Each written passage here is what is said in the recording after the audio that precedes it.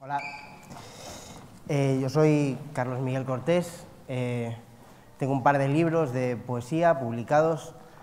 No me considero ni poeta ni escritor, creo que son dos palabras muy grandes y que deben ponerte los lectores, no te los tienes que poner tú.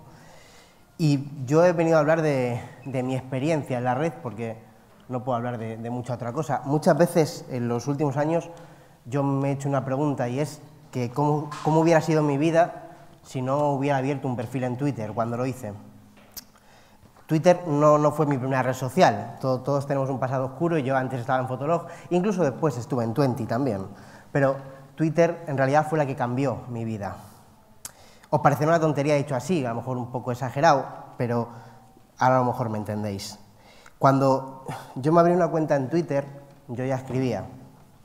Llevo haciéndolo desde que tenía más o menos 12 años y quise enamorar a una chica de mi clase. Yo, como no era el niño más guapo, ni era el que metía más goles, ni era el más rápido, ni el que más vacilaba a los profesores, dije, pues a ver qué pasa si escribo para ella. Si os lo preguntáis, no funcionó, no funciona casi nunca. La primera vez que escribes, de forma voluntaria me refiero, no cuando haces una redacción para clase sobre lo bonitas que han sido tus vacaciones, la primera vez que escribes es un poco como la primera vez que te masturbas. Las dos veces crean un momento difícil de olvidar, las dos veces dejan un vacío y las dos veces al acabar dices, me gusta esto, tengo que repetirlo. Desde aquella primera vez hasta hoy no he dejado de hacerlo casi ningún día de mi vida, escribir me refiero. Como os contaba, yo tengo cuenta en Twitter, yo cuando abrí cuenta en Twitter, ya escribía, la tengo desde 2007. En Twitter no encontré nada en aquel momento porque no había nadie en Twitter en España, pero en unos meses se fue animando la cosa y ya se empezó a notar en lo que se convertiría. Una red social bastante anárquica, la primera en la que no se censuraba casi ningún tipo de contenido y en la que se respiraban muchos aires de libertad. Podías decir lo que quisieras, como quisieras y casi siempre era bien aceptado. Eso fomentó muchísimo una creatividad, sobre todo en el ámbito del humor, que era fabulosa. Cada día descubrías a nuevos usuarios que te hacían reír, que te contaban historias interesantes, gente que creaba cuentas en las que imitaba a otra gente, toda una suerte de perfiles tan distintos que aquello cada vez parecía más una jungla. Lo mejor de Twitter siempre ha sido la gente que se conoce gracias a Twitter. En julio de 2011 creé junto a unos cuantos amigos un podcast que se llamaba Oído en Twitter, que trataba de analizar esta red social y que contaba con unos invitados de lujo, la verdad. En el primer programa tuvimos a Alberto Romero, después pasaron por allí José Corbacho, Zahara, Keke, Pepe Colubi, por ejemplo, un montón de gente que seguramente no habría venido si no hubiera sido porque ya nos conocíamos a través de Twitter. Por ahí empiezo a decir que me cambió la vida. Yo no habría conocido a muchos de los que hoy son mis amigos sin abrir mi cuenta y no habría tejido una red de contactos que luego fue la que propició que sacara mi primer libro. Yo, mientras tanto, seguía dedicándome a escribir. Mantenía mi blog en el que mezclaba fotografía y poesía y cada vez, por suerte, llegaba más gente. A la gente le interesaba lo que creaba y si estaba un tiempo sin actualizar, siempre pedían más. Los blogs empezaron a decaer y yo decidí compartir mis textos directamente en las redes, saltándome ese paso previo que suponía entrar en un blog a leer a alguien. Eso me hizo crear una base de lectores que también se apuntaba a seguir cualquier otro proyecto que yo iba creando. La gente que hacía poesía en Twitter empezaba a asomar la cabeza y allí empezamos a juntarnos, a aprender entre nosotros de lo que leíamos de otros, a empaparnos de poesía diferente a la que estábamos acostumbrados a leer en los libros, más fresca, más directa, más sencilla. Los que escribíamos también nos veíamos sorprendidos por los que creaban otros. Y si en la generación del 27 el punto de encuentro era el Café Gijón, en esta generación es Twitter. Y lo necesitábamos porque el movimiento poético que estábamos viviendo ahora no nació solo en una ciudad. Elvira Sastre en Segovia, Escándara Ayet de Palencia, Irene X de Zaragoza, Maruán desde Madrid, muchos poetas de diferentes lugares que quizá no habrían tenido conexión entre ellos si no hubiera sido gracias a las redes. En 2013, algunos de ellos empezaron a publicar libros. Yo tenía varias propuestas editoriales, pero todavía no me sentía preparado. Eso también fue algo que cambió. Ya no eran los poetas los que iban de editorial en editorial con un manuscrito buscando que los publicasen.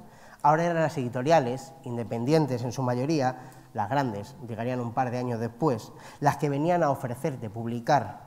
Es normal para esas editoriales que casi no podían hacer inversión en marketing, fichar a un joven que tenía ya una base sólida de lectores era asegurarse un mínimo de ventas. Una de las preguntas que más me hacen es cómo llegué a publicar. Algunas veces se insinúa eso de te han publicado porque tienes muchos seguidores. Y yo, que no creo que nadie triunfe en papel solo por tener muchos seguidores, nunca me he avergonzado de ello. No es algo malo, porque conseguí todos esos seguidores a base de esfuerzo, de trabajo, de compartir lo que escribía cada noche y todo ello gratis, sin propósito alguno después de rentabilizarlo. Así que no veo nada de malo que te publiquen un libro porque tenga muchos seguidores, porque quizá, mientras otros escritores dedicaban su esfuerzo en pasear manuscritos buscando un editor, yo y otros lo dedicábamos en escribir gratis para todo aquel que quisiera leernos. Y esa gente decidía quedarse. Pero ahí entra el vértigo. A mí me daba pánico dos preguntas antes de publicar.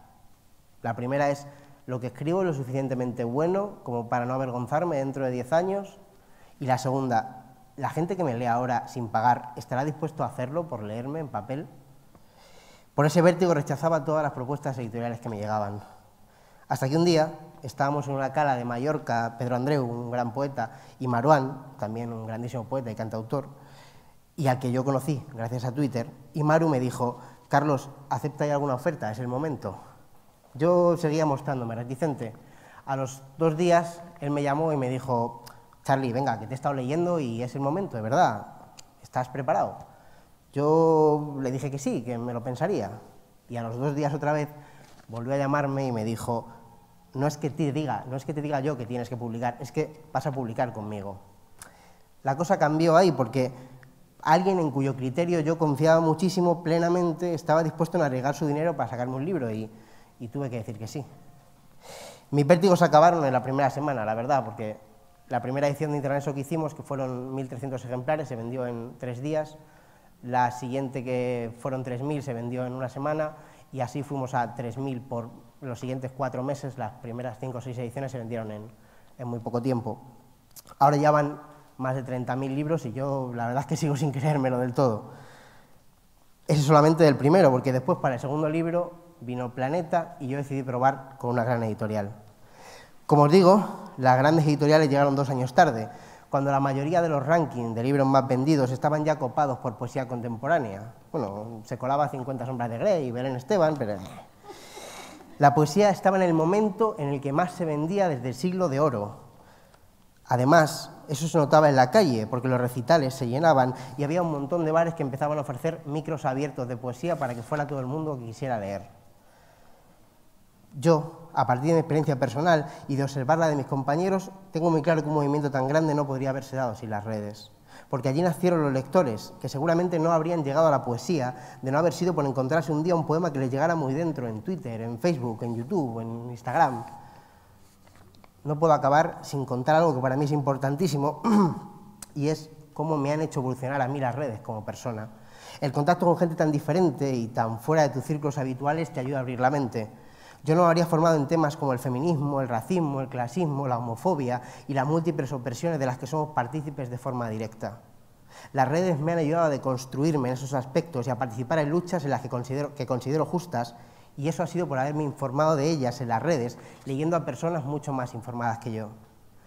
Quizás no a todos nos sirvan de la misma manera, pero ahora quizá podáis entender cuando yo me pregunto aquello de cómo habría sido mi vida si no hubiera abierto un perfil en Twitter. Gracias.